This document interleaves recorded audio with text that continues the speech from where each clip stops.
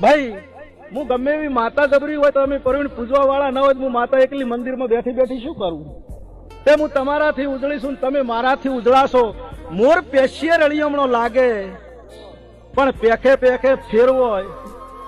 મારી જોગણીનું પેખું બની જો તો શંકરના પગ પકડું અને ખોળો કાઢીને જાળવીને કોનુડાના મુગટે ના અડાડું. મારું નામ માતા ના કહેવાય ભાઈ, પણ ન્યાયમાં હોવું જોવે.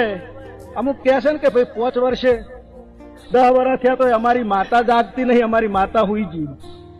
હું માતા કોદાડો ઊંઘતી નહીં, પણ હોમલ્લાના ઘરે કોક એના કંઠિયાની પુનઈ જમા હોય છે એટલે પૂન ભાળીને મન જોગણી જાતા અહીંયા થોડાક પગ પાછા પડે છે.